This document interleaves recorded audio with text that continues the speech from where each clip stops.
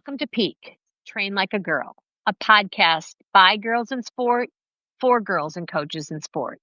We're here to amplify your voice. It deserves to be heard. At Peak, we are a safe place for girls to hang out, learn, grow, and build community. We empower girls in sport and coaches with knowledge, resources, and support is necessary in today's athletic environments to thrive. Join us for bold conversations about the experience of girls in sport. Our discussions will make you laugh, cry, cheer, get frustrated, and hopefully rethink the future of girls in sport for generations to come. So whether you're walking, swimming, cleaning your bedroom, take us with you. Follow us. It helps more than you can imagine. And make sure you share with a female athlete or coach you love. Now, without any further delay, I can't wait to introduce you to our next guest, Lauren. Lauren is a registered dietitian nutritionist. She's going to actually fill you in on what that means exactly after we get warmed up. And she's someone that I met through another colleague. And it's so awesome, I think, in this industry that we're willing to share names and resources and support each other. That really makes my heart shine. Lauren also happens to be adding content to our app, and she's going to talk more about that. But before we get into all that, Lauren, are you ready to get warmed up? Yes, I am. Awesome. Beach or mountains? Beach. Winter or summer? Summer. Oh, I knew you were going to say that if you said beach. 4-star hotel or camping? 4-star hotel. Wow. Okay. Blow dry your hair or air dry your hair? Air dry. Wow. I love that. Okay. Summer or winter Olympics? Winter Olympics. Now that was kind of a switch. Yep. You have to fill us in. So why beach and summer and why winter Olympics? I find winter sports so unique and different. I love Summer Olympics too, but I just think from the Winter Olympics, like it's just not something I typically see on a day-to-day basis. So I get really excited to see some of what I guess I would consider to be some more unique, different sports. It's a hard one, but I do like both, but it just makes me like gravitate more towards the Winter Olympics. I find them more interesting just because I feel like they're more unique. I'm with you, and you don't see them that often. So, like when they Yes. come on and they're doing like downboard snowboarding with like couples or like team downward snowboarding or whatever there is they're doing now, you're like, oh my gosh, this is so cool. Yes, it's so cool. And I just remember the first time I went skiing, I was like, this is so hard. And then you see in the Winter Olympics people doing like these crazy moguls. And I'm like, I could barely go down the bunny hill. Like, I just think I have so much appreciation for it. I completely agree with you. I think that's exactly right. So why don't you fill us in? What is your story with girls in sport? How did your journey in sport start? And tell us a little bit about where you're at right now. Yeah, so my journey in sports started at a really young age.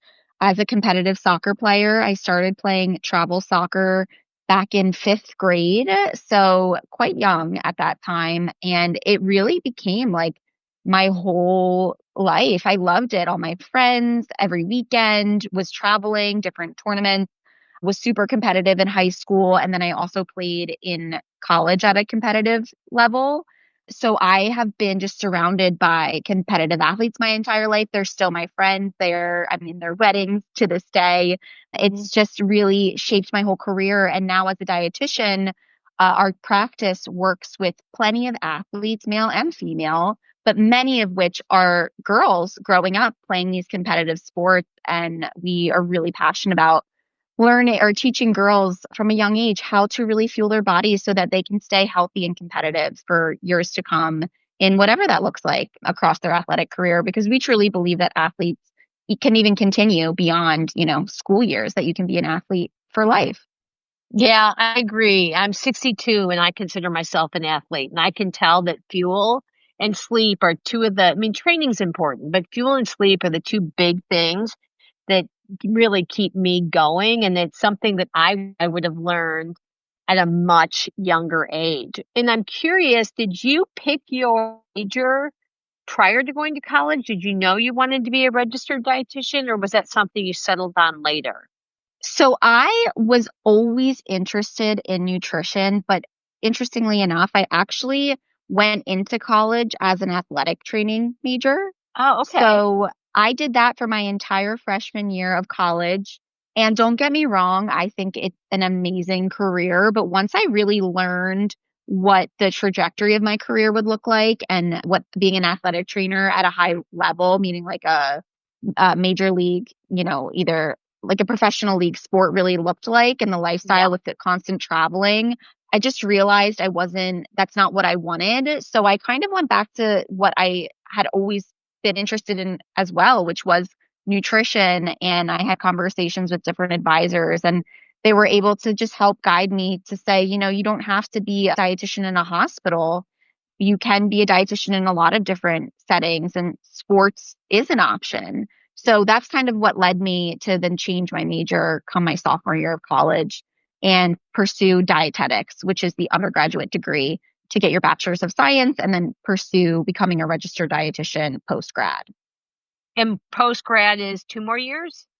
Yes, currently it is. I was grandfathered in. That all just started in, I believe, 2020. But when I graduated Okay. college in 2018, I just had to go on for one more year of an unpaid internship where you do like 1 year. It's kind of like a residency where you do 1 year of experience in all different settings of nutrition. And then after that, I sat for my national board exam. And that's how I became a dietitian. But nowadays, if you want to become a dietitian, you do need to have your master's degree with the internship, and then you have to pass your board exam. Got it.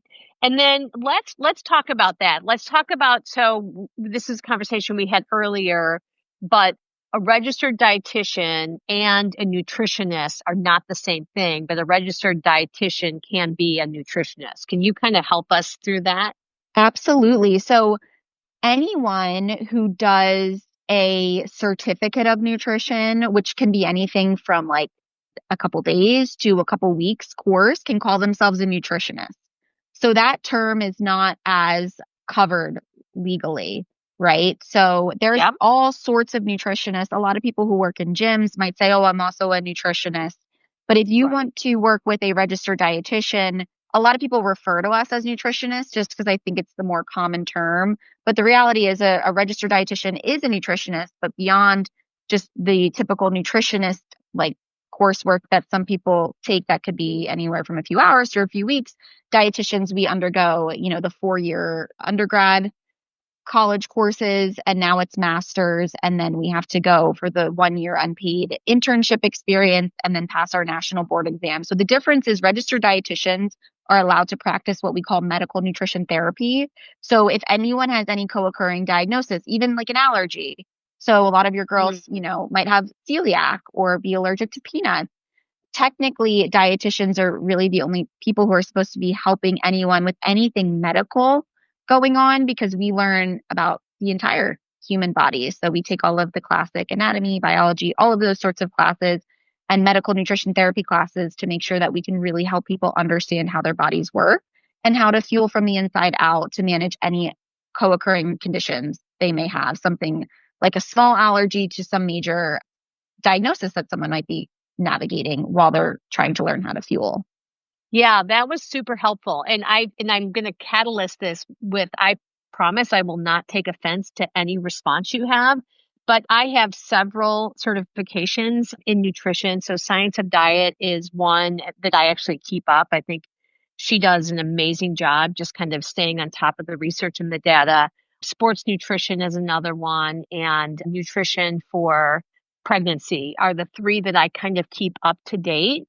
Hmm. Do you, I mean, I don't give quote unquote nutrition advice. I typically refer out, it's not my area of expertise, but I do think that it's helpful, particularly given the number of clients and athletes that I see in a week and in a month. I mean, it's a big number and not everybody is going to go to a registered dietitian.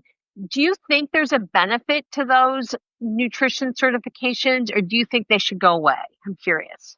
Oh, I think there's absolutely a benefit. I mean, I think there are so many people who, in general, even if they don't work with people who need nutrition help, would benefit from taking these classes to get some more of the basics.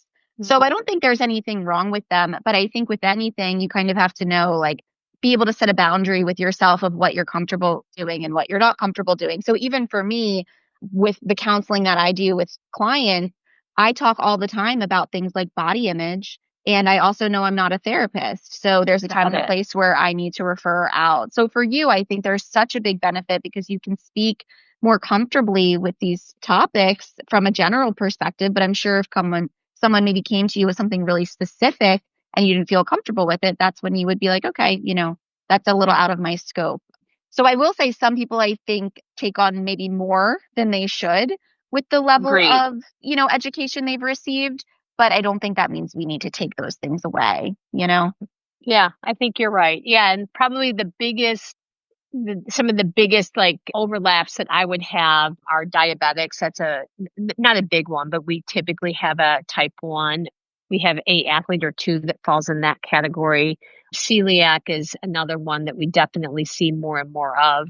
Peanut allergies, obviously, is one. And then, unfortunately, in the sports that I coach, which is girls country and girls track, we do see a lot of disordered eating and eating disorders. And so, a lot of the education, and that's where it gets a little tricky I think from a coaching perspective, is we talk a lot about fueling. We talk a lot about the timing of fueling, which is why I really keep that sports nutrition thing up, because there is a difference, in my opinion, from the research I've seen, the way you need to talk to a female athlete, particularly a female high school athlete, just because there's so many other hormonal changes going on, about the timing of fuel, the amount of fuel, along with what you've already talked about, body images that they have, particularly body images in relationship to particular sport. Like, we need to be talking more and more and normalizing the conversations around fuel. And so that's one of the reasons too that I really keep it up for me as a professional, is I just want to make sure our athletes know that unless they're fueling, they're not performing. Do you think I'm overstating that? No, not at all. I think you having more knowledge with the work that you do can help people get more help if they need it sooner. Yeah. So I think not avoiding the conversation and educating yourself as best you can is major. So I don't think that's overstating at all. Now, if someone came to you for one-on-one support and they have like a really severe eating disorder, I think that's kind of up to you to decide if that's something that you feel comfortable helping someone with one-on-one, or if that's when you would want to refer out. So I think it's just all case by case scenario, but I think opening the door to that conversation is major. And so many people do not have that experience. They'll have coaches who don't feel comfortable talking about it at all. And I don't think that's the answer either. I agree. So I'm just curious too, if you do, as a coach, I'll step back from you, or as a parent, and you suspect that your athlete has an eating disorder or disordered eating, would your first step be a registered dietitian nutritionist, or would your first step be a therapist? I think both are equally important. Okay. I would probably, if I was the parent, actually have their own session with the dietitian where they could even, like, we do discovery calls on our team. So we talk to parents all the time, and they can tell us signs and symptoms they think their child, whatever age, may be exhibiting. And we can just have a conversation of, you know what, let's meet with them and have a conversation. Or I think they should also meet with a therapist, or we'll let them know, because technically dietitians, we're not allowed to diagnose, but we can treat. So it really is a collaborative approach. Like, if we are working with someone, or if you think that your child has an eating disorder, I would suggest that you schedule a visit with a dietitian, a therapist, and a doctor to see their vitals as well. But it really should be collaborative. I don't think it's just one or the other. I think the collaborative approach is what tends to be the best way to go about things, so we have the full picture. Yeah, I think that's right.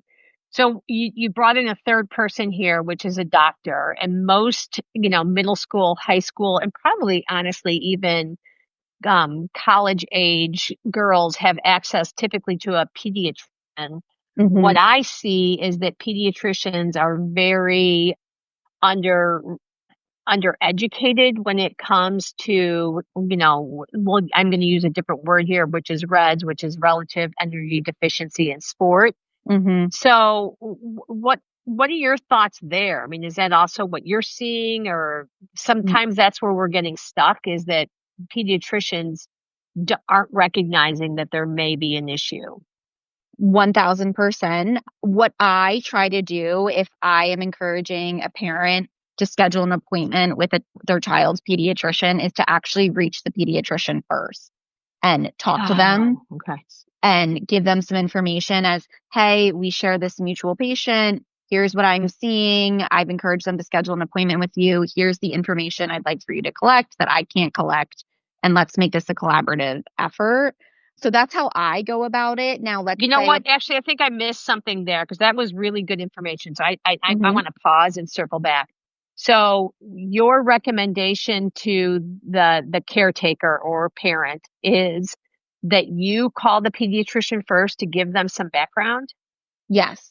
Yeah, I've never heard anyone else say that. I think that's super important, because then the caretaker isn't on the defense and they're not trying to prove something. They're bringing in the expert to show, this is the information I'm looking at. Could you get me these details? Is that kind of the approach? Yes. And I say this across the board, not just with like adolescent clients. I So also say good. this with adult clients. I think we have this point of view when it comes to doctors that we think of them kind of like a authority figure Huh? because Yes. they are seen as this expert. And I always encourage my clients across all ages to remember that a doctor, just like anyone else, just like a dietitian, just like a therapist, is someone that you are hiring for their services. And you're allowed to do what you need to do to go into that situation to feel most comfortable. So, if I'm working with a child or a teenager, I try to have that conversation beforehand because it's going to actually help us get the service that we want from the doctor. And honestly, most times doctors really appreciate it because they will Mm. share, hey, I don't know a lot about this. Like, what are you looking for? What are some things I should look out for? So if we can actually get ahead of it, it can help the patient have a better appointment because the doctor feels more comfortable even going in knowing the situation because doctors have so much information that they're juggling. I mean, doctors are so smart, right? That if they don't know something about red, like if they've never heard of reds, they don't really know what they're looking for. And sometimes if they don't know what they're looking for, we can have appointments that do more harm than good. So I think Hmm. having that conversation beforehand can really help save everyone a lot of time. And it can just help save energy too, because then we can have less stressful situations when we get on the same page earlier. Yeah, that's really good. I feel like I've been doing this a long time and I have never heard anybody say that. Typically, what we have seen is pediatricians, because that's who I'm mostly using.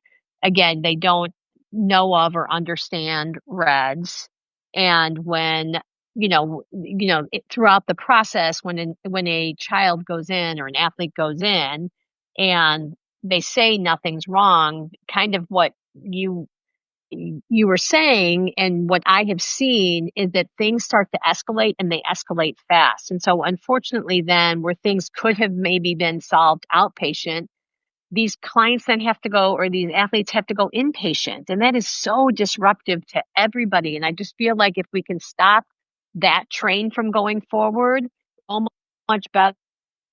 I think I Me lost is you. really, I've never had anybody else say that, but that 3-prong approach where you're getting the information and everybody's getting the same information, I think is so important.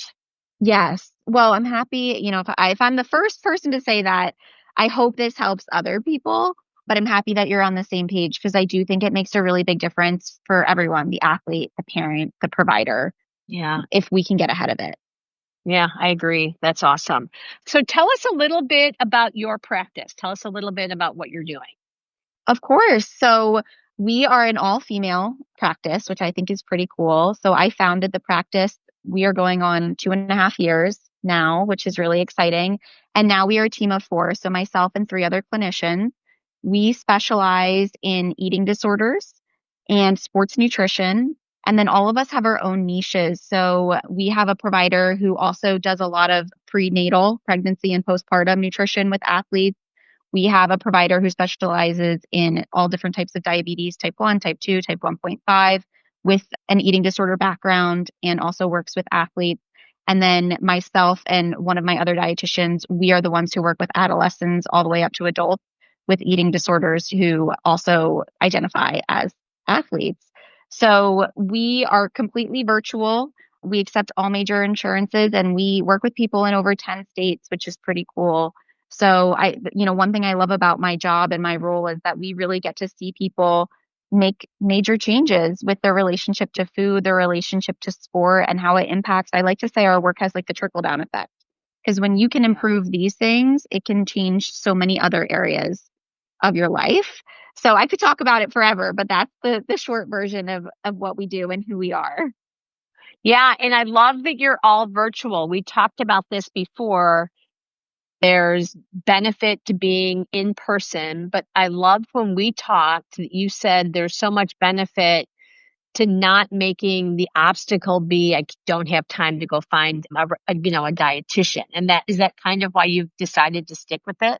Yes. I mean, honestly, you guys know this. COVID changed everything, right? Yeah. So virtual care really boomed during COVID. And for nutrition, I think there can be sometimes a lot of benefit to in person, but realistically, with the population we work with, especially with our athletes, they're busy, especially when they're students.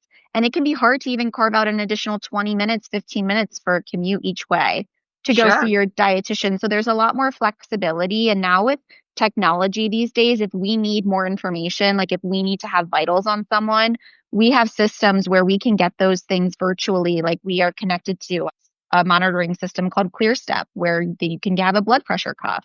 We can have, a blind scale if we need to collect someone's weight in a way that's not triggering to them. So there's really not a need for us at this time to have in person. That doesn't mean sometimes I don't miss, just going to an office and what that brings. But realistically, we are able to give everyone the care they need virtually. And most of our clients really appreciate that because they can just take our sessions from the flexibility of their home. And if they need to reschedule, it can be a lot easier to do that, even just by 15 minutes when you're virtual versus if you were going into an office place. So it's just worked for us. And I don't see it changing for that reason. I love that. I want to go back to a word that you said that I'm sure some people aren't used to. And when I was coming of age, it was not something that was offered. But now, just because of my history with ED, I ask for weights every time I walk into a doctor's office. That was not, and that's only been, I think, in the last 5 or 6 years. Prior to that, I was not, first of all, I didn't even know that was an option. It's one of the most humiliating things right in the world, particularly for somebody who's coming with an ED background to have to get on that scale in front of people and, especially like when I was pregnant. But can you just explain to people what a blind weight is? Yes. So a blind weight can be if you're in person at a provider's office and you do not want to see your weight and they need it for some reason, which let me just say, you are also allowed to decline. Yes. You are allowed to decline and say, I would not like to be weighed today. If for some reason they need your weight, a blind weight is when you don't see it. So that means for a lot of people going in person that you stand on the scale backwards and then you make it known to them, hey, if you're going to give me any paperwork after this appointment, I want to make sure my weight is not on there. Or again, if they were working with a practice like ours, we have a system, like I said, it's called the ClearStep, where there is a scale sent to, the patient's house that has nothing on it. It's just like a square piece of machinery and you don't see anything, but it's registered to our PIN, like our practice's PIN. So we're able to see that vital come through if that is something that we feel is important to track for a person or to keep an eye on. But it can be a lot less overwhelming than because we've had athletes come in who are like, oh, I need to go to student health twice a week. And it can be really overwhelming and it's not necessary. We have technology nowadays that you do not need to see it. So whether you're going in person, you can politely decline, you can step on backwards, or you can use something like a ClearStep monitoring system with a dietitian.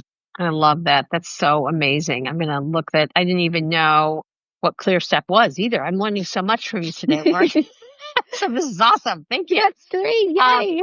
One other, I think, myth I want to clear up, and I think this would be super helpful for you. It's something we don't talk a lot about on this podcast, but something that I think is very important when we're talking about nutrition and you being a registered dietitian and nutritionist.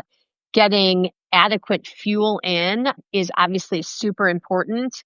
And I wanted just to talk about sometimes what happens in our athletes is that people may, and not that we're monitoring this because we're not, but if athletes lose a percentage of body weight, sometimes people don't recognize it to be an issue because they're not in what they would think is a quote unquote typical, disordered eating frame. So can you talk a little bit about how eating disorders or low energy availability or how, under fueling is not a look or a shape or a size? Absolutely. I'm so happy you asked because I do want this to be talked about a lot more because it certainly Me wasn't too. while I was growing up. But eating disorders do not have a look. Low energy availability does not have a look. You cannot look at someone and tell their health status and if they are nourished. The reality is if you are an athlete and you are undernourishing even slightly, and this isn't to scare you, but if you are undernourishing even slightly, that is a major stress on your training, on your body, on your training, and on your long-term potential outcomes with your sport. So if you have lost weight and you don't think it quote unquote looks bad, and you are an athlete and you are a girl who is at an age where you're going through puberty or regardless of where you are at in life, if you are not eating enough for your body to have the energy it needs to be able to function well for you, then your sport is no longer safe. You are more at risk for injury, for long-term things like osteoporosis, for, amenorrhea, which can have a lot of other long-term implications too.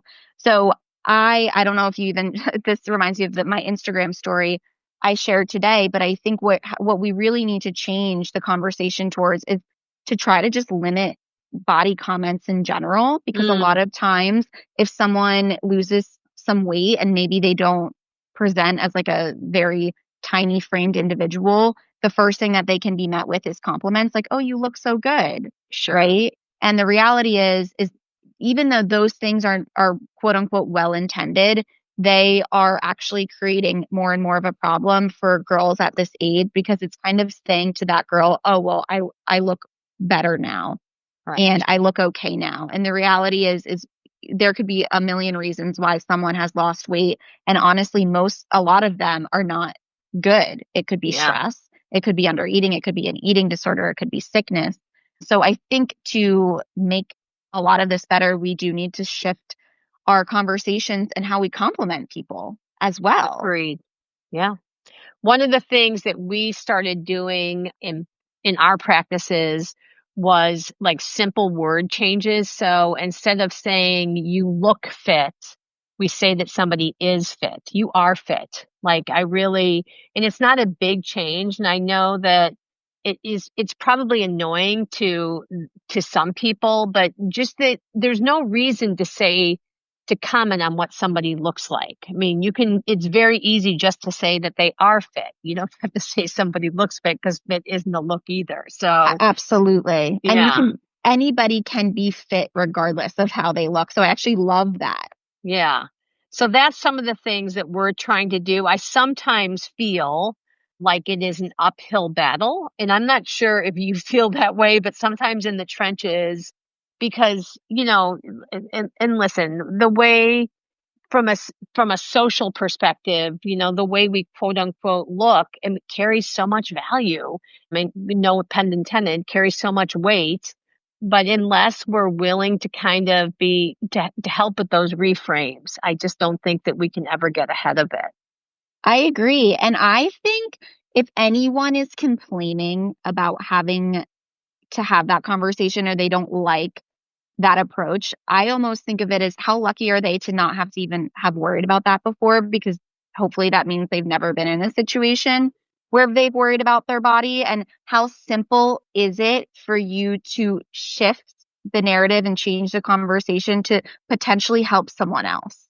Yeah, That's how that's a great perspective. Yeah, that's how I like to think about it because maybe it's annoying to you, but if you can think about it and take a step back for a second and see how maybe how you shift your language there can really change someone else's whole day. I mean, I think it would make it a little bit easier for all of Oh, us. that's so good. That's like a mic drop. Before we get cooled down, Caitlin, do you have anything you want to ask or add to the conversation before we get Lauren cooled down? Yeah, I know I've been quiet this podcast, but Lauren, everything you're saying is just so important to talk about. I know I said in the last podcast I ran track and cross country, and Samson mentioned how specifically those sports, there can be such triggering conversations or words used around nutrition or fueling. And I really think the way we talk about it or the way we compliment people is such an important conversation because it really can be so meaningful what people say, either in a good way or a bad way. And you really just can never know who is struggling or having a hard day about their perspective of their body. So, this is just such an important conversation. And thank you so much, Lauren. Of course. Thank you so much for having me. And I really appreciate you guys inviting me on because hopefully you can tell I'm super passionate about this For and I sure. could talk about it all day. So conversations like this really mean a lot to me and I love talking about it. So thanks for having me. Well, we'll definitely have you on again. And we're so excited that you are going to be a contributor to our app. So thank you for taking a leap of faith there with us. So a few things we want to know during our cool down. So this I'm super curious about. What food do you wish was so portable that you could eat it on a bus after competition? Oh, probably some type of pasta. I wish it didn't need to be refrigerated. Like I'm thinking if I was at like a soccer tournament all weekend, I would have loved to be able to have ready, easy to go pasta like stored in my soccer bag, but it probably would be Yum. gross at that point. But I wish that that is something that didn't need to be refrigerated because that's my favorite food and I could eat that, 24/7. I love that. And I love, we're gonna have to have you on again because I love that you're a registered dietitian nutritionist saying that your favorite food is pasta. Because Oh I my think we're gosh. still a little in a carb phobe like arena here, right? Oh, yeah, not only a little. I mean, I have these conversations all day long. It's a lot, but I will say confidently pasta is my favorite food and I am still healthy as a registered dietitian. 150%. Mic drop there. All right. One more question here. If talent were not an issue, what sport would you love to excel in? Swimming.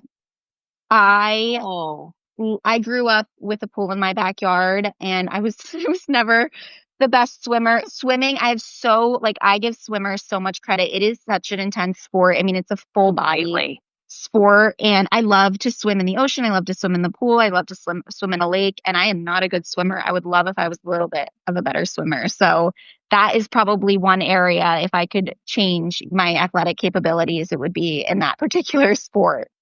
I agree. Our intern who ran the podcast before Caitlin came on, she swam at the University of Iowa. And man, not only early mornings, it's cold, your hair kind of turns green, your skin's always dry. Like they are like the real deal, aren't they? They really are. And I think that they're actually just great athletes across the board. I feel like swimmers can pick up any sport, honestly, because it's like such a full body sport. I completely agree. Yeah. And their lung capacity is amazing because they're also the only sport where you're not breathing. Like get in the water, hold your breath, and wish for the best. Yep. Yep. So that for sure, that's what I would choose. I love it. Well, thanks everybody for tuning in. Don't forget to follow us. Make sure you are sharing our episode. Make sure that you are giving us a 5